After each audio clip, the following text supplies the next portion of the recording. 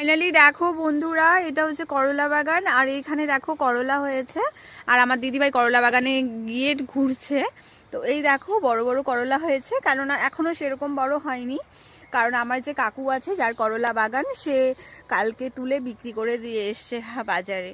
তো সেখান ধরে এই দেখো ছোট ছোট করলা, বাস এখনো বড় হতে আরো 1 সপ্তাহের মতো টাইম লাগবে, তারপর বড় হয়ে যাবে। আর এই দেখো যেদিকেই যাচ্ছি সেদিকেই করলা বাগান শুধু দেখতে পাচ্ছি, মানে শুধু করলা বাগান আর শুধু করলা বাগান।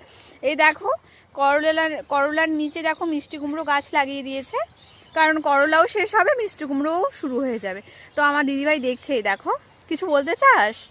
এই দিদিভাই বল, কিছু বলতে চাস? কমেন্টস। হ্যাঁ, ও কিছু কমেন্টস করতে চায় না, তবে আমি কিছু বলতে চাই তোমাদেরকে। তোমাদের যদি আমাদের এইসব দেখতে ভালো লাগে, গ্রামের সব পরিবেশ, গ্রামের সব দৃশ্য, তাহলে প্লিজ তোমরা আমার সাথে কন্ট্যাক্ট করতে পারো। ইভেন তোমরা নিজেরাই চলে এসে চোখের সামনে দেখতে পারো। দেখো করলা গাছের পাতা যখন মরে যাচ্ছে তখন সব শুকিয়ে যাচ্ছে, আর এই দেখো পুরোটাই করলা বাগান। এই এখন তোমরা করলা বাগান দেখতে পাচ্ছ, কিছুদিন পর তোমরা মিষ্টি কুমড়ো, এই দেখো নিচে এখনো গাছ হয়েছে, তো সেরকমভাবে হচ্ছে না, এগুলো নিচেই হবে। এখানে পোয়াল খ্যার যেগুলো বলা হয় সেগুলো দেওয়া হবে। আর এই দেখো করলা। তো এইটুকু ছিল।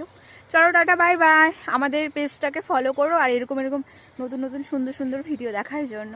Tata, bye bye, love you.